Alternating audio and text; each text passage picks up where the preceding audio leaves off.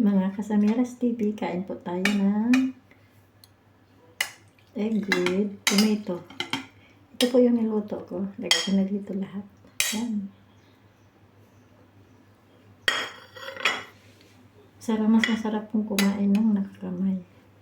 Kamayin lang po natin para mas masarap. Kain tayo mga Kasamiras TV.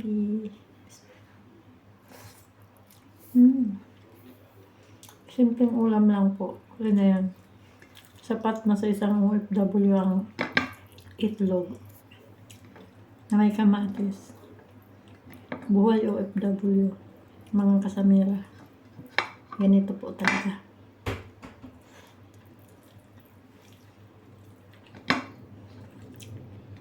Itlog po at Indomie ang friend ng mga OFW.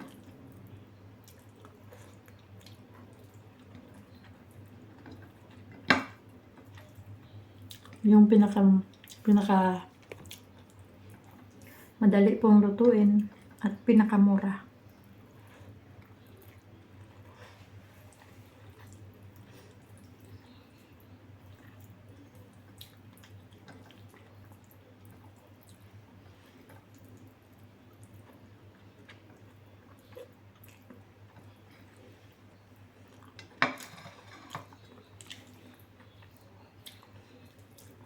Sino po bang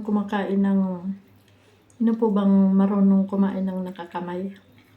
Mas gusto ko pong nakakamay.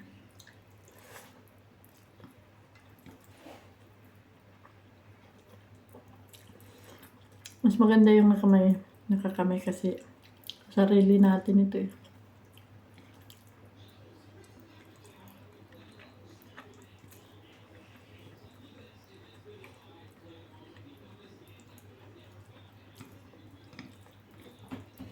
Sino po bang OFW yung nakaka-relate sa ulam ko?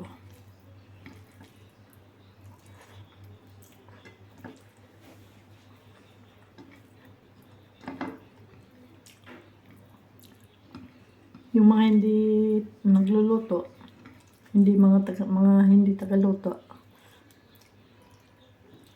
Mabait ang itlog. Dito sa amin kasi hindi naman talaga kami nagluto. Nagluluto lang ako para sa alaga ko. Sa akin. Tsatsaga talaga sa itlog, Indomie, manok. Minsan nagtitinula rin naman ako. Adobo, pero mas malimit yung easy way. Lalo na pag may isa lang naman kumakain.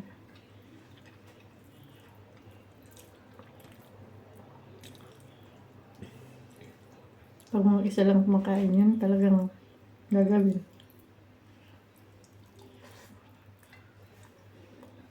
Pasensya na po kayo sa baba ko, ang haba.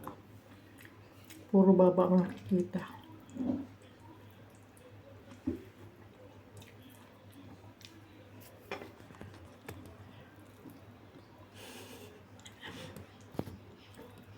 Okay na po yun na hindi nakikita ang mukha ko at ang pangit.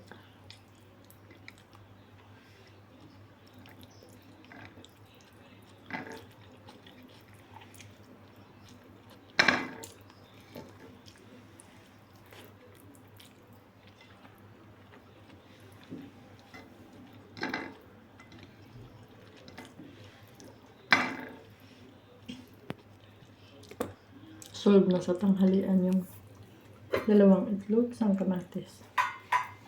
May kanin pa ako dito.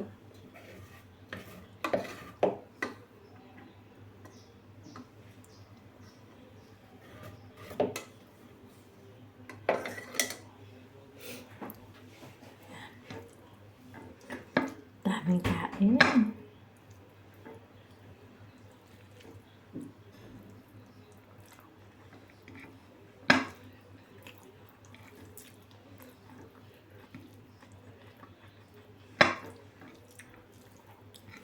Sinabayan nyo na sana ako mga Kasamiras TV.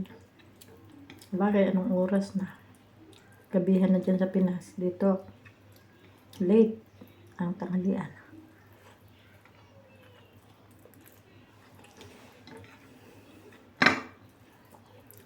Pinakamaagang tanghalian dito, 2:00.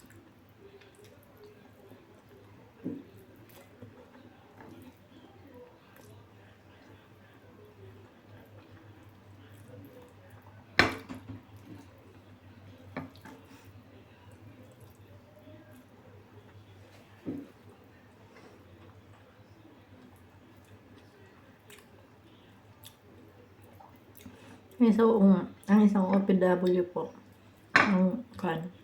mga para-paraan lang talaga.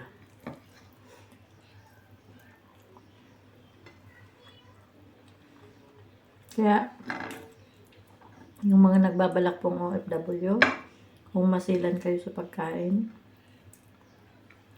masilan kayo sa pagkain,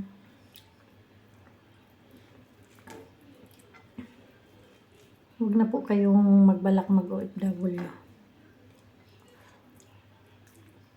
Dapat ang isang OFW ay walang kimi-kimi.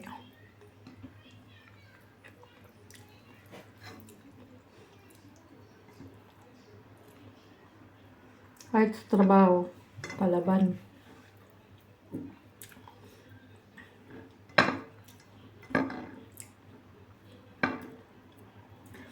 Hindi natin isipin na nandito tayo sa ibang bansa ay magsosyal na tayo. Nandito tayo para maging alipin dahil sa pera.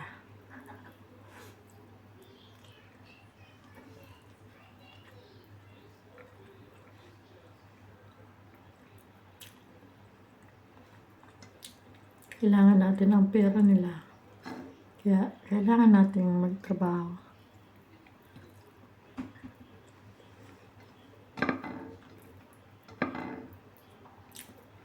Lalo sa mga baguhan. Huwag ninyong isipin na uuwi na kayo. Uuwi. Yung bago lang, mahirap-hirapan kayong konti. Isipin nyo na mauwi. Kasi pumunta tayo dito para isipin na lang ninyo na pumunta tayo dito para sa pamilya, para sa kinabukasan ng ating mga anak, maibigay natin yung kanilang mga pangangailangan.